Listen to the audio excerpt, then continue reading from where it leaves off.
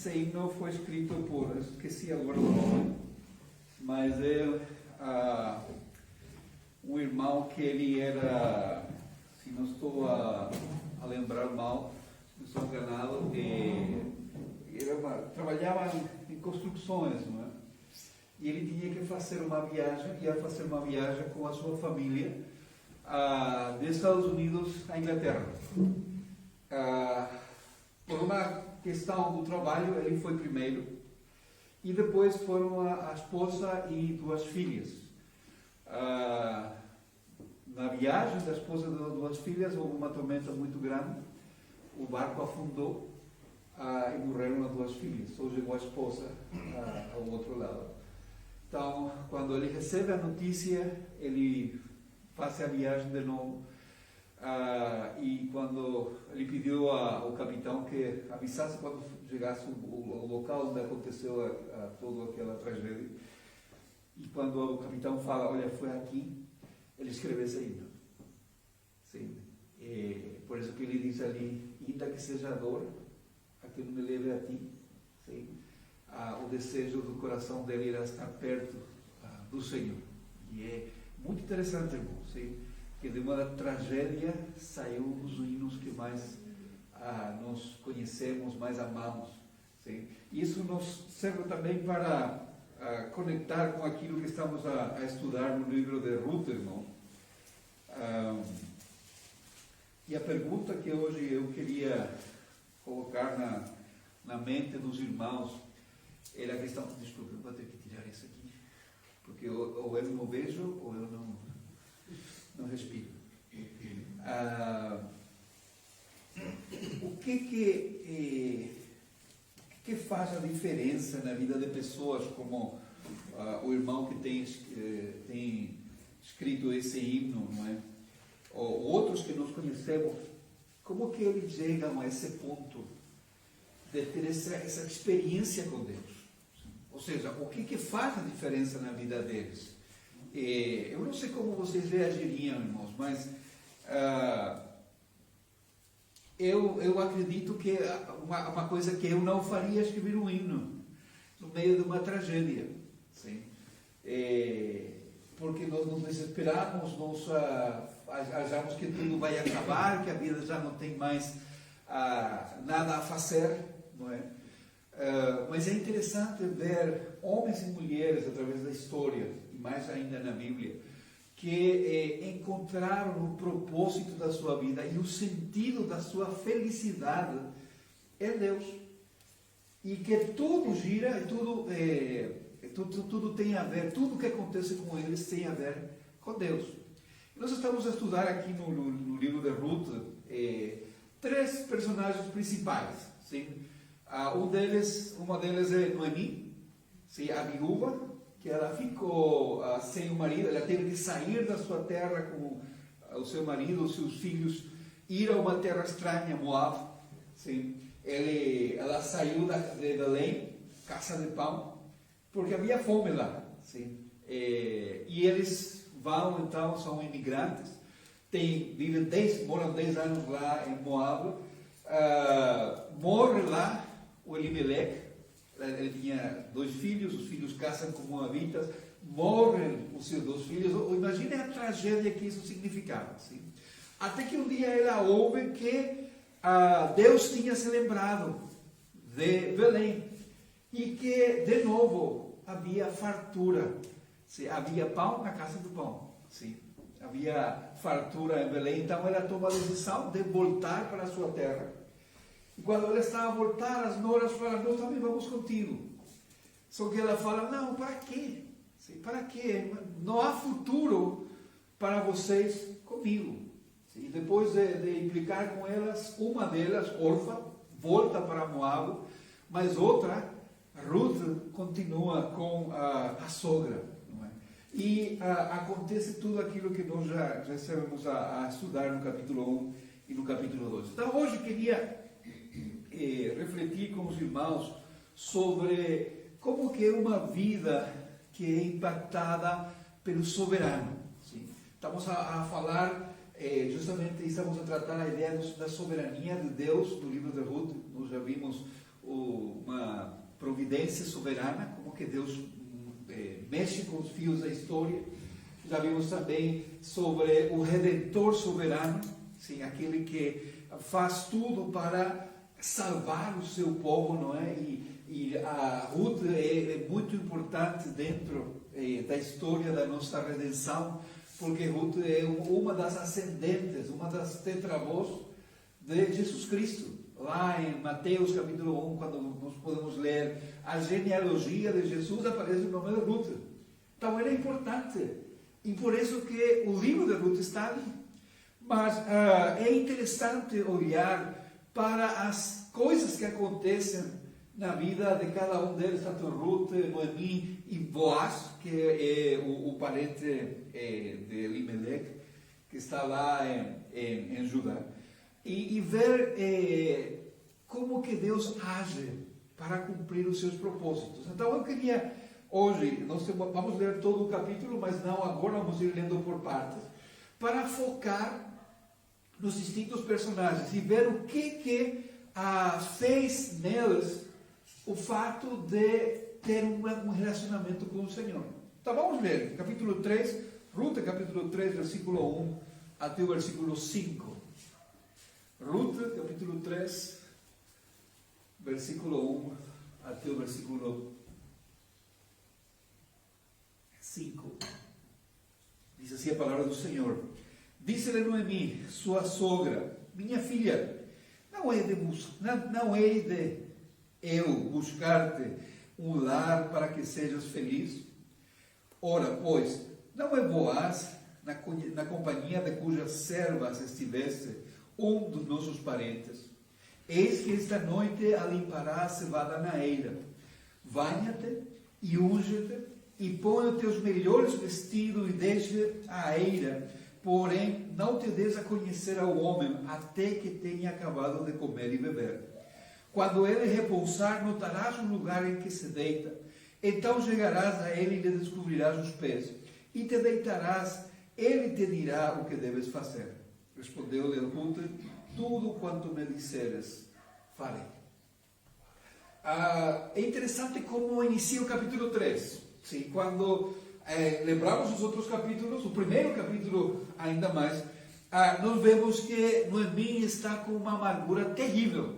Sim, a tal ponto que ele pede às suas amigas, que ficam espantadas quando veem, olha, a Noemi está a voltar. E ela fala, não me chamem mais Noemi. Sim. E Noemi significa alegria, uma pessoa alegre. Sim, chamem-me Mara.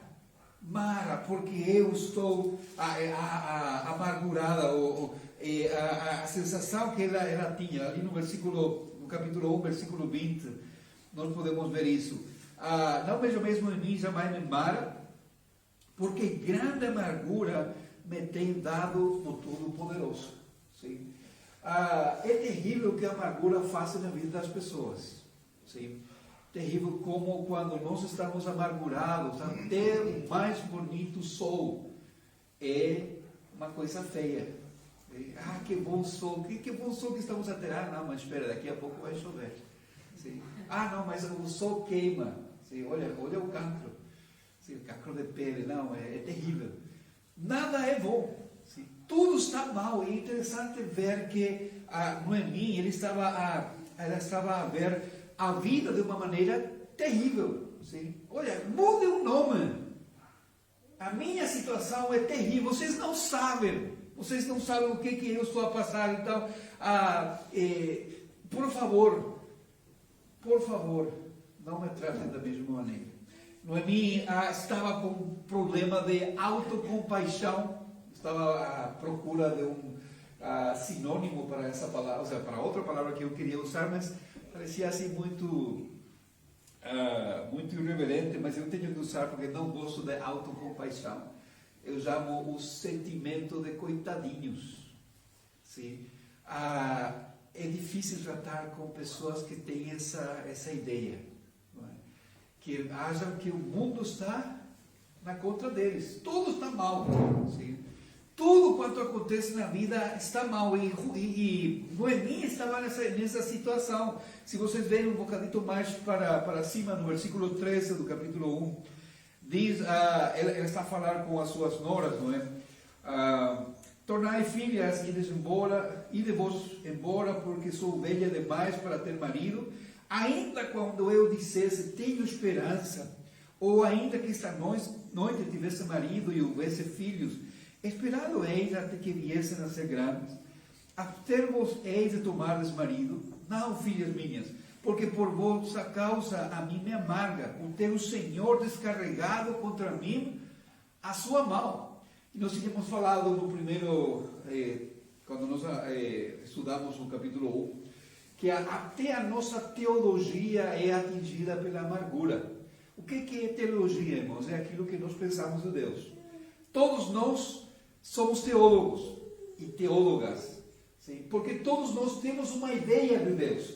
Isso não significa que a nossa teologia seja correta. Sim, a nossa teologia pode ser totalmente errada.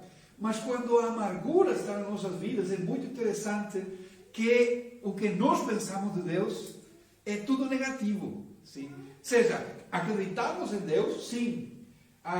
Sabemos que Deus existe. Noemi sabia que Deus existe, sim.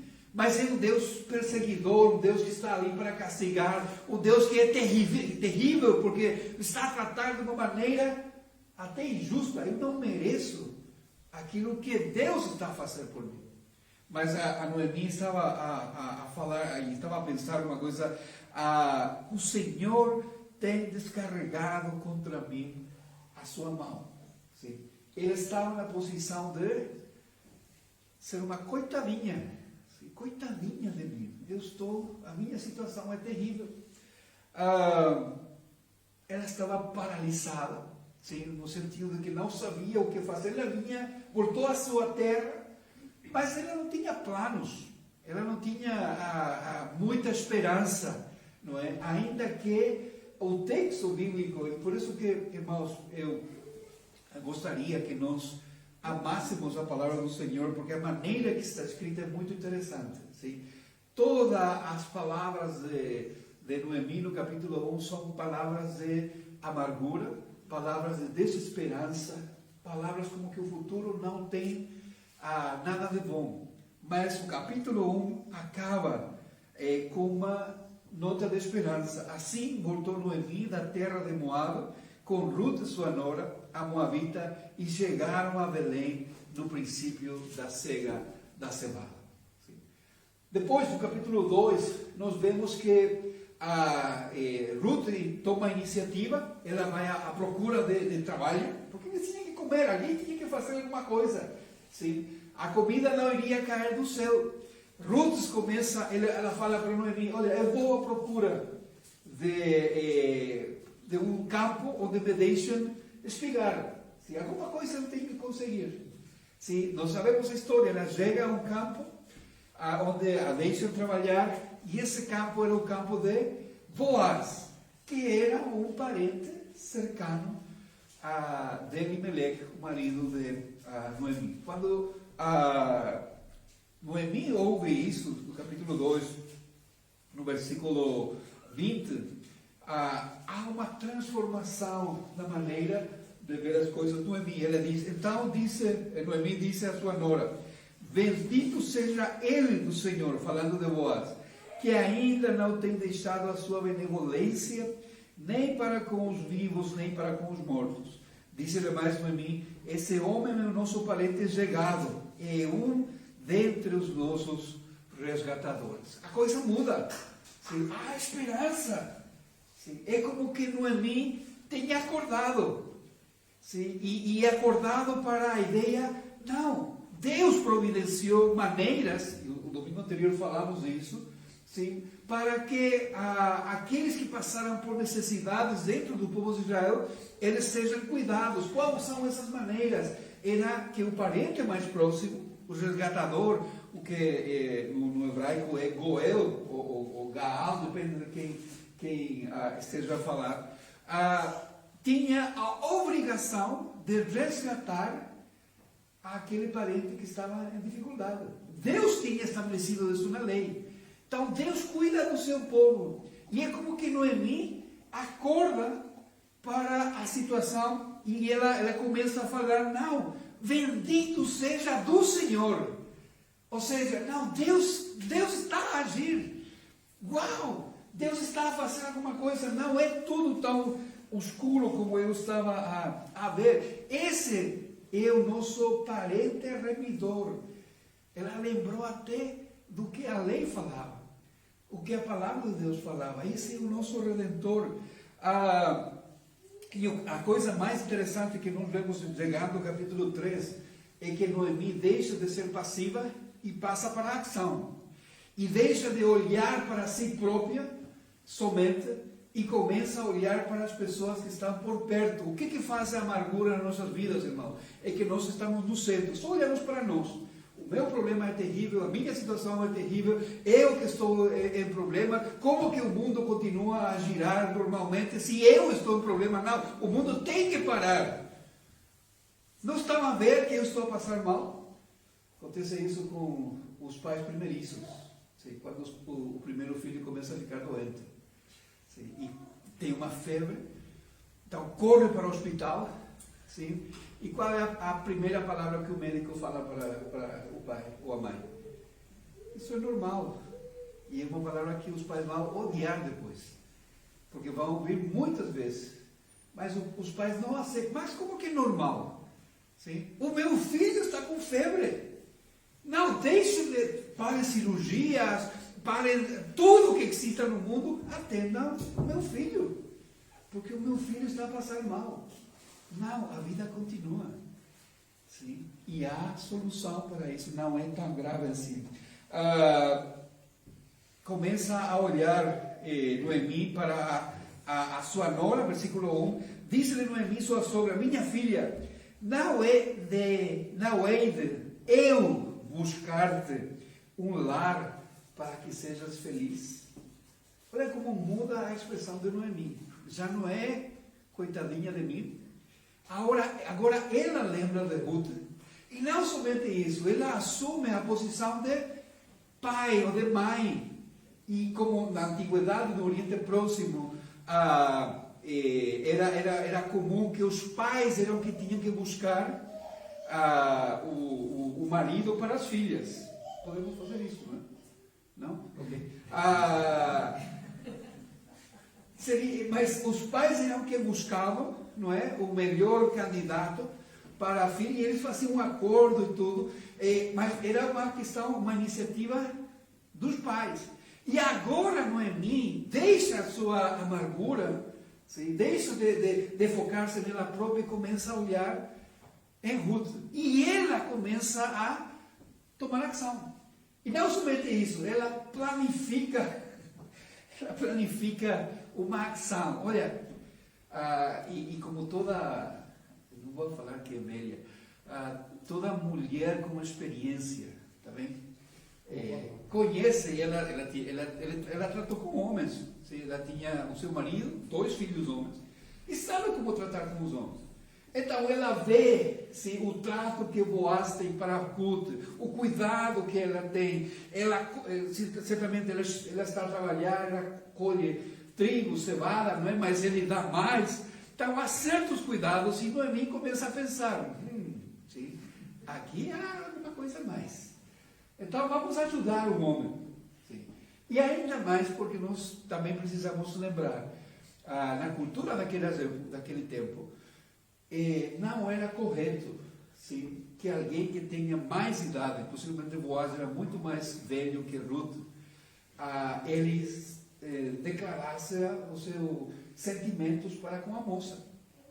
Então, o que Noemi faz em tudo aquilo que nós vemos, irmão, que parece terrível, né? As mães acham que hoje em dia não vão querer falar isso para a sua filha, mas o que a Noemi está a fazer é, vamos ajudar o homem, sim? Vamos encaminhar, sim? Mas vamos agir também confiando no Senhor. Por isso que no final ali do capítulo do versículo 4, irmãos, é muito interessante. Diz, e te deitarás, e Ele te dirá o que deves fazer. Interessante. Ele te dirá o que deves fazer.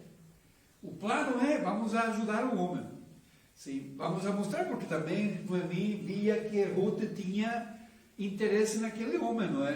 É fácil ver isso quando tu falas muito de alguém, não é? Fala, os pais já ficam, o que há ali? Sim?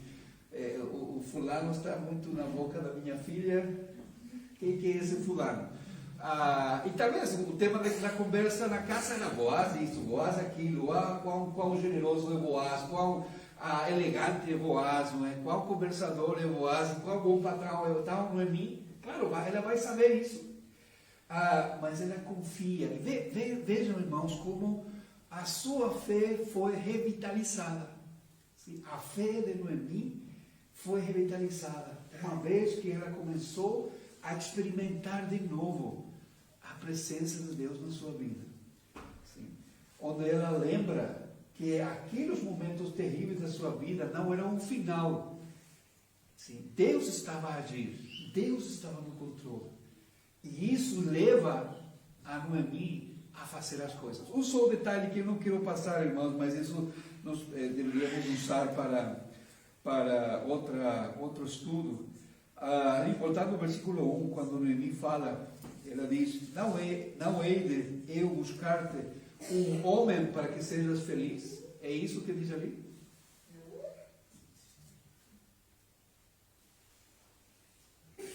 O que diz lá? Sim, mas qual é a palavra que aparece ali, irmãos? Como que diz? Não é buscar descanso para que fiques bem? Descanso para ti, outra versão? Lugar seguro, ok. O que mais? Outra versão? Na minha versão diz assim, não é? Não é de eu buscar um lar para que sejas feliz. A ideia é isso. Sim? E é interessante, irmãos, que a felicidade de Ruth não estava num homem. Sim? E principalmente irmãs solteiras, mas as casadas também seria bom que eu lembre disso. Sim? A felicidade, a vossa felicidade, não pode estar no homem. É aquilo que nós falamos no início. Porque o homem vai falhar. A nossa felicidade está em Deus. Deus é a minha felicidade.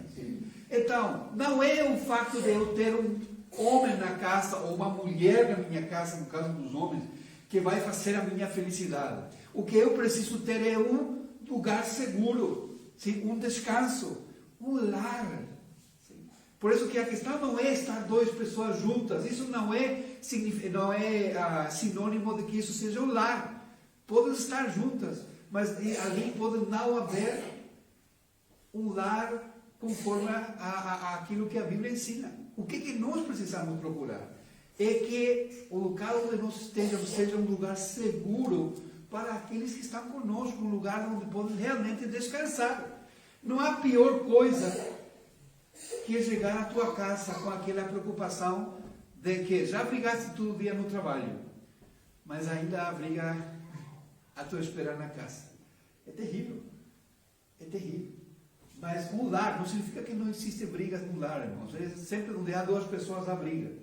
Mas um lar deveria ser um lugar seguro, onde eu possa descansar, onde eu possa estar tranquilo. Pronto, vamos olhar agora para Ruth, versículo 5 até o versículo 7, 9 e o versículo 16 e 17.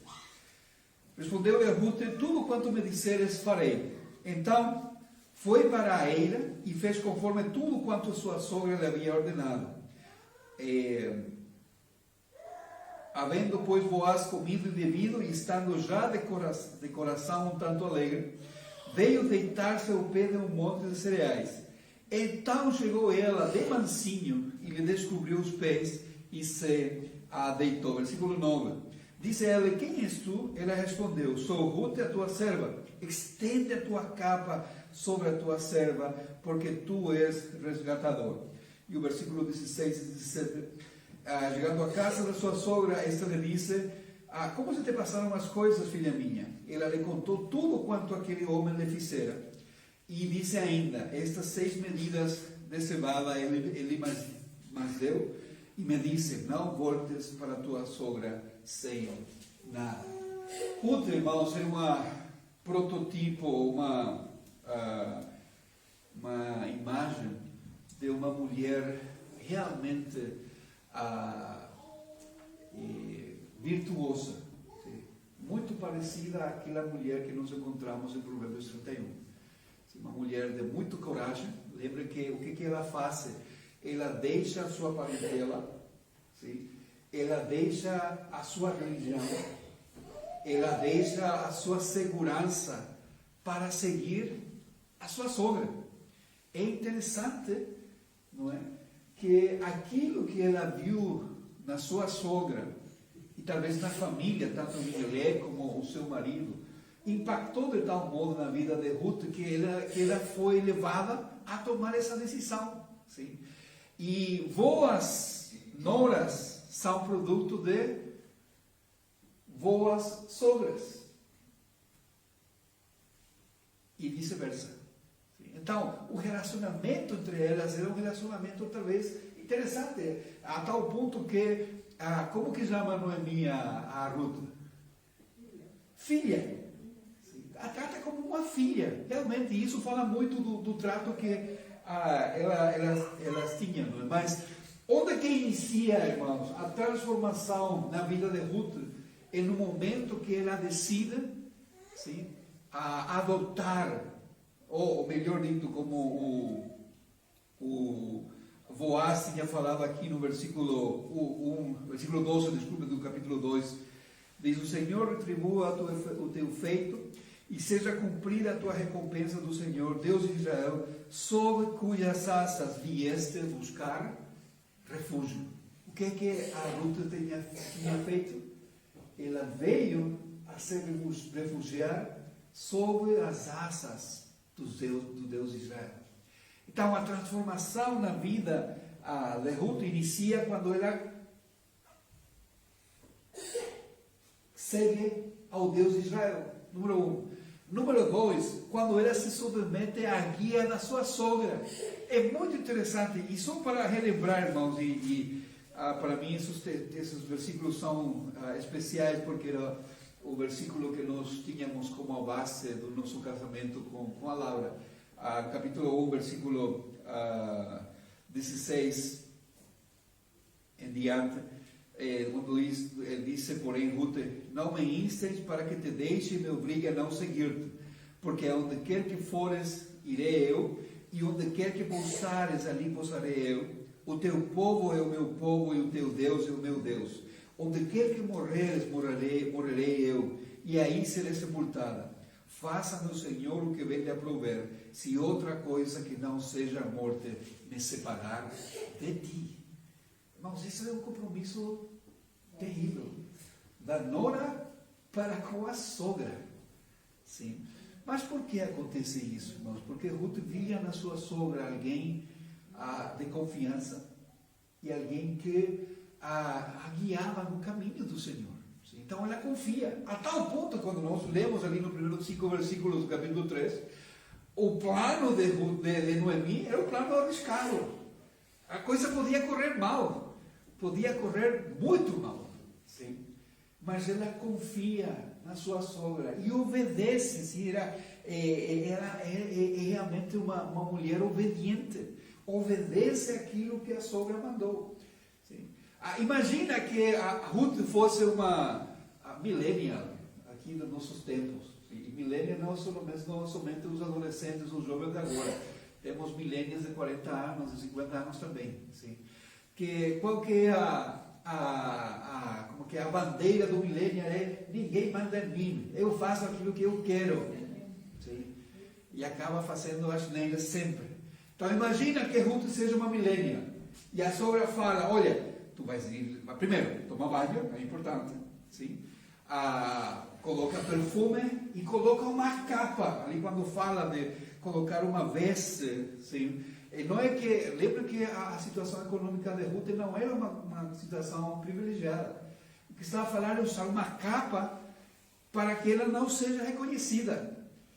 E imagina a Ruth pensar, não, por que não? Eu quero que você veja a minha cara, assim, porque depois eu vou tirar uma selfie antes de sair da casa, não é? Indo junto a Boaz, sim, e publicar ali nas redes sociais para que todo mundo saiba. E depois, quando o Boaz está a dormir, outra selfie, sim, o velho dormindo, o velho dormente. Não, ela cumpre o plano, arrisca. Sim. Então, é bom, ou seja, para Ruth era bom ouvir a voz da experiência. Por isso que, para mim, é engraçado a maneira que o autor bíblico coloca aqui, em versículo 7, irmãos, do capítulo 3. Havendo, pois, Boaz comido e bebido, estando já de coração um tanto alegre, veio deitar-se ao pé do monte de cereais. Então chegou ela, como? Essa é uma expressão muito do português, de mansinho, sim. Em espanhol não temos essa expressão. Mas ela chegou com cuidado. Sim. Ela não foi atropelada. Eu, no caso de Ruth, tinha acordado o Boaz. Porque a minha esposa sofre comigo, não é assim? Se a luz está desligada, eu vou tropeçar com tudo que encontro no caminho. Assim, a cama, o aquecedor, tudo, até o final. Mas ela chega com cuidado até lá e ela cumpre aquilo que a sua sogra tinha mandado. Depois, conversa com Boaz. Ela é muito cuidadosa. Sim. Ela não se apresenta, olha, eu sou a mulher dos teus sonhos. Sim. Tu comigo vai ser um homem. Sim, eu que vou a dar-te aquilo que tu mereces. Não. Quando Boaz se acorda, coitado, assustado, o que ela responde? Versículo 9. Tua serva. Sim. Ela não perde, irmãos, a sua posição. E ela se coloca como serva, ou outra expressão, como aquela que está debaixo da autoridade de Boaz. Número 1. Número 2, ela usa os princípios bíblicos para falar a Boaz. E ele fala, estende a tua capa sobre a tua serva, porque tu és resgatador. Por que Ruth fala isso, irmãos? Lembram aquilo que Boaz tinha falado para ela? Sim? O Senhor te abençoe. Sim? O Senhor sobre cujas asas vieste a te refugiar. Ela está a usar a mesma expressão, sim? Mas agora está a usar para Boaz, no sentido de que estende agora, Boaz, a tua asa. Sê tu o meu protetor. Era uma proposição realmente de matrimônio. Literalmente ela estava a pedir a Boaz em matrimônio. Sim? Mas lembrando o princípio bíblico, de novo. Sim? O mandado que estava lá, porque tu és o remidor. Interessante pensar uma mulher assim. Uma mulher sábia, sim? Uma mulher que age conforme aquilo que foi aconselhado, que não atropela, sim? Que não faz as coisas do seu jeito e depois passa a vida a reclamar, mas é alguém que confia e faz as coisas corretamente e não perde a sua posição. Sim? Serva e pedir que Boaz estenda, sim, a sua capa para cobrir, ou seja, para proteger ela, para casar-se com ela.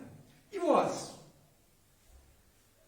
Nós já vimos, a sua fé foi revitalizada por Deus, quando ela acorda para o seu relacionamento com Deus.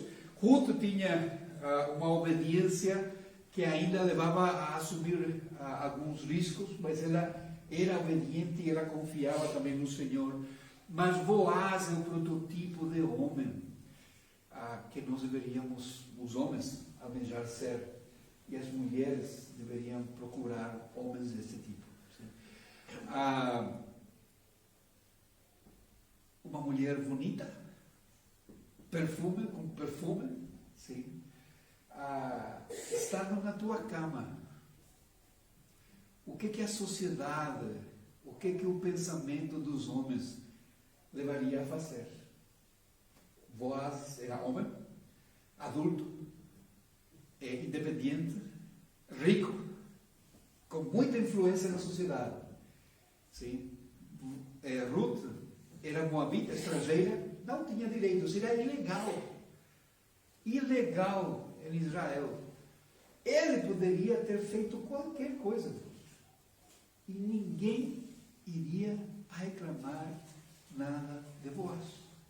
Mas ele é íntegro. E essa é uma palavra complicada para nós hoje. Sim. A integridade. Ele era fiel a seus princípios. Sim. Era fiel a seus princípios. Quando nós lemos, vamos ler, irmãos, versículo 9. Quem és tu? Ele respondeu: sou Ruth, a tua serva, estende a tua capa sobre a tua serva, porque tu és resgatador. Disse ele: bendita sejas tu do Senhor, minha filha. Melhor fizeste a tua última benevolência que a primeira, pois não fosse após jovens, quer pobre, quer rico. Agora, pois, minha filha, não tenhas receio. Tudo quanto disseste eu te farei, pois toda a cidade do meu povo sabes que és mulher virtuosa. Fala muito de Boaz, que ele, primeiro, ouça aquela mulher. Segundo, faça uma promessa: sim, eu vou agir da maneira que tu me estás a pedir. E terceiro, Ruth, eu vou proteger a tua integridade, vou proteger a tua reputação. Sim, porque todo o povo sabe, Ruth, que tu eres mulher virtuosa. Continua o texto bíblico. Ora, é muito verdade que eu sou resgatador, mas ainda outro resgatador há mais chegado do que eu. Fica até aqui esta noite, e será que pela manhã, se ele te quiser resgatar, bem está que te resgata. Porém, se não lhe apraz resgatar-te, eu o farei, tão certo como vive o Senhor. Deita-te aqui até amanhã. Ficou-se, pois, deitado a seus pés até pela manhã, e levantou-se antes que pudessem conhecer um ao outro, porque ele disse: não se saiba que veio mulher a ele. Disse mais: dá-me o manto que tem sobre ti e segura-o. Ela o segurou, ele o encheu com 6 medidas de cevada e lhe pôs as costas. Então entrou ela na cidade. Vamos, um homem íntegro, que não aproveita a situação, sim, que dá valor à mulher por quem ela é, não por aquilo que ela poderia chegar a ser com ele. Olha, se tu te casas comigo, sim, tu vais ser uma mulher rica, os teus problemas acabaram, sim. Olha, vai ser uma mulher conhecida na cidade. Não, Ruth já era uma mulher virtuosa. E Boaz o que faz é reconhecer quem ela é. Mas também, irmãos, quantas vezes ouvimos histórias de homens que se aproveitam da fraqueza das mulheres, de uma mulher em particular. Ele poderia ter aproveitado, casar com a Ruth. Sim. Quem vai reclamar? Mas ele fala: certo, eu sou o teu resgatador, mas há outro parente que ainda é mais cercano a vocês. Então, o que eu vou fazer? Vou falar com ele, vou apresentar o vosso caso. Sim. Se ele quer resgatar, ok, está bem, mas isso é o correto, isso é aquilo que tem que ser feito, isso é aquilo que agrada ao Senhor. Quantos de nós homens agiríamos dessa maneira? Ele tinha tanta integridade, irmãos, que ele não tinha problemas para esperar. Depois nós vamos ver no capítulo 4 do próximo domingo, o que acontece. Mas é muito interessante ver a um homem que é respeitador, que ele não manipula, que ele não aproveita a fraqueza da Ruth para tirar a vantagem. Ele era íntegro em público e era íntegro em privado. Onde que se prova a nossa integridade, irmãos? É quando ninguém está a olhar em nós. Ali que se prova a nossa integridade. Em que nós estamos a pensar? Como que nós agimos quando estamos sozinhos? Sim? Porque perante os outros, todos nós, desculpem a expressão, todos nós somos hipócritas. Porque todos nós representamos um papel. Sim? Os irmãos acham que o pastor Carlos é bonzinho, não é? Mas os irmãos não sabem o caráter terrível, o feitio, terrível que tem o pastor Carlos. Tem que falar com a esposa, falar com os filhos, vamos saber como que é a realidade. Olha o Lucas ali. Tem problema, filho, das coisas.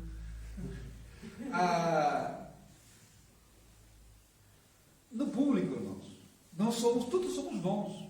Sim? Quando nós nos apresentamos a nós próprios, quando fazemos os nossos currículos para buscar trabalho, irmão, o meu currículo tem quase 8 páginas. Eu sou bom em tudo. O que tu colocas na minha frente, eu faço.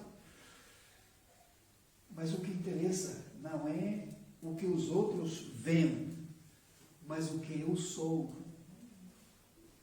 em privado. Sim. Lembram o que Jesus falava? Não sejais como os fariseus hipócritas, sim, que gostam de orar onde? No meio das praças, nas esquinas, em lugares altos, para que todo mundo veja, uau, que espiritual que é essa pessoa.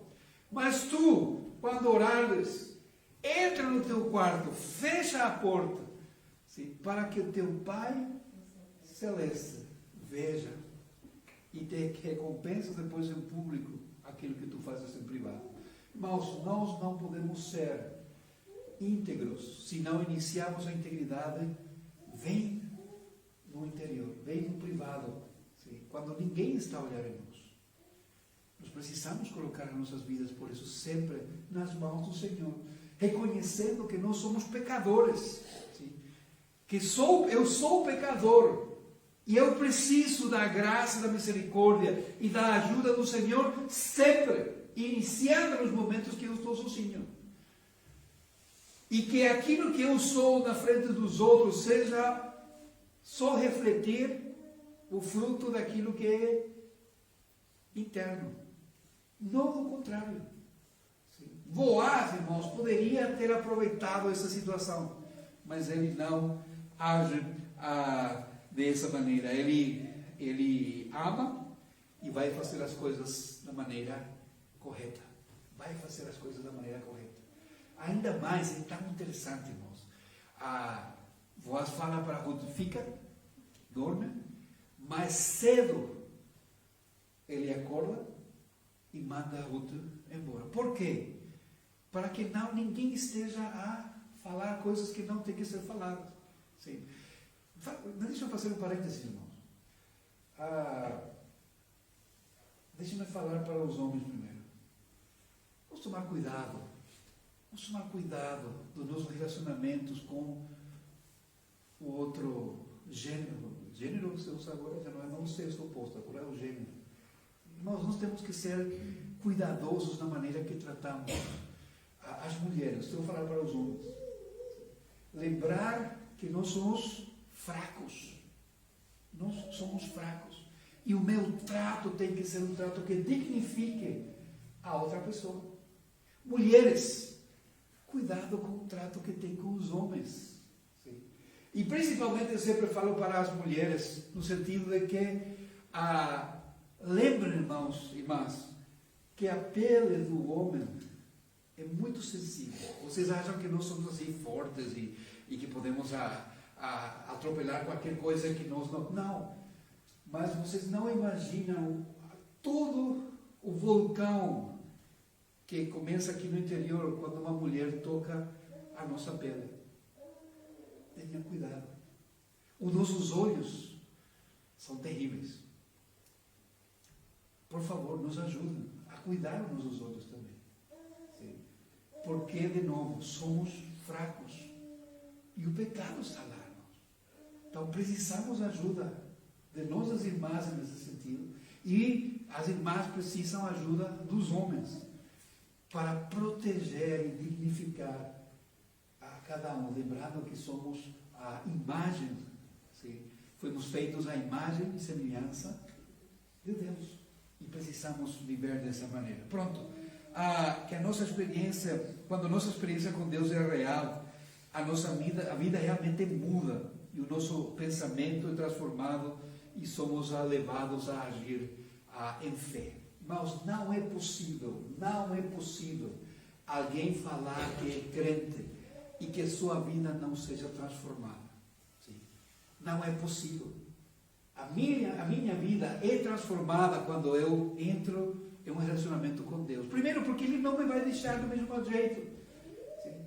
Então, se eu estava amargurada ou amargurado, Deus transforma a minha amargura em esperança, em fé, em ação, ainda que a situação seja terrível. Então, eu tenho algumas perguntas para vocês e fechar dessa maneira a nossa conversa hoje. Como está a sua fé? Como está o seu relacionamento com o Senhor? Sim. É interessante. A pandemia nos obriga a estar nas nossas casas. Muito mais tempo daquilo que nós estávamos acostumados. Mas é o tempo onde menos tempo com o Senhor o pessoal está a passar. Porque há muita maneira de desviar nossa atenção. Há muitas coisas em que nos entreter. Então, a minha pergunta é, como está o teu relacionamento com o Senhor? É o teu relacionamento com Deus vivo, agradável, transformador?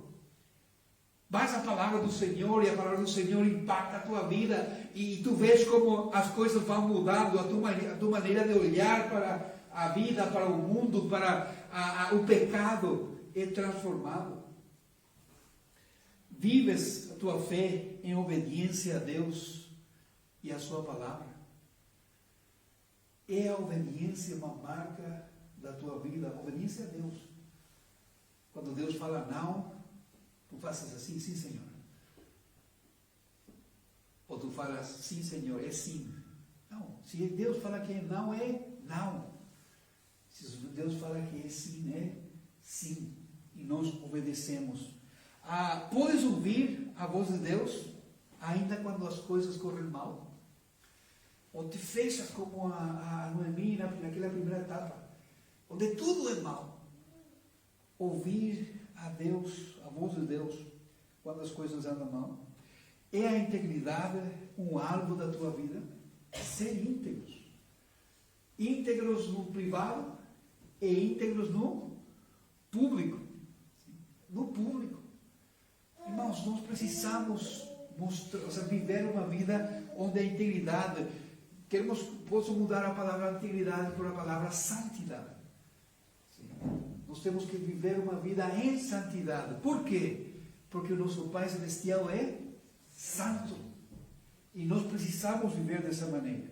Eres o mesmo quando estás em comunidade que quando estás sozinho ou sozinho. Eres a mesma pessoa. Ou estás a viver duas vidas. Uma em público e outra em privado. Isso se chama hipocrisia. E nós precisamos nos arrepender disso, se essa é a nossa realidade. Vamos ficar em pé. Vamos orar.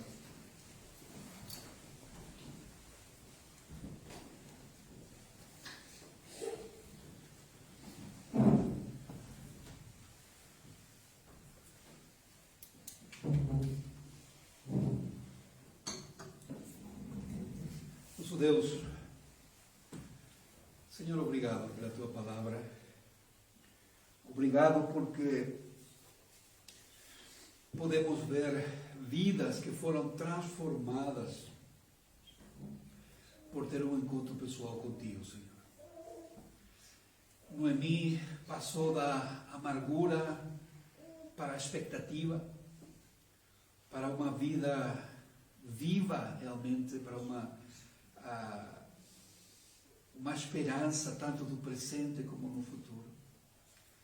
Ruth, Senhor, ela deixou a sua idolatria para seguir-te unicamente a Ti e entrou em um relacionamento tão profundo com sua sogra, porque reconhecia o Deus que a sua sogra tinha. E Boaz era tão fiel à Tua palavra, Senhor, tão fiel a Teus princípios, que ainda estando numa situação tão delicada, ele continuou íntegro, Senhor. Nós precisamos aprender muito disso. E precisamos da Tua ajuda para poder viver de uma maneira que te agrade a Ti, Senhor. Deus, Tu eres o nosso foco. Nós não queremos aparecer, nós não queremos nós ser reconhecidos, mas queremos que o nosso Deus seja reconhecido e que o nosso Deus seja glorificado através das nossas vidas. Senhor, Tu conheces a nossa realidade, conheces a realidade de cada um dos que estão aqui nesta manhã, daqueles que nos estão a acompanhar através da internet. Senhor, eu peço que estejas a tratar com cada um de nós. Senhor, que possas acalmar o coração daqueles que estão talvez com a ansiedade, que possa, Senhor, curar aqueles que têm os seus corações amargurados, magoados, que possa, Senhor, ajudar aqueles que faltaram a sua integridade, Senhor, e que possam se arrepender e voltar a Ti. E que possamos, Senhor, glorificar-te, que possamos, Senhor, agradar-te com tudo quanto nós fazemos. Obrigado, Deus. Senhor, nos ajuda nesta nova etapa que estamos a iniciar como igreja. Guarda, Senhor, aos meus irmãos na volta das suas casas e permite, Senhor, que a próxima semana possamos estar juntos novamente para louvar o Teu nome, para glorificar o Teu nome, Senhor. Oramos a Ti, Senhor, em nome de Cristo.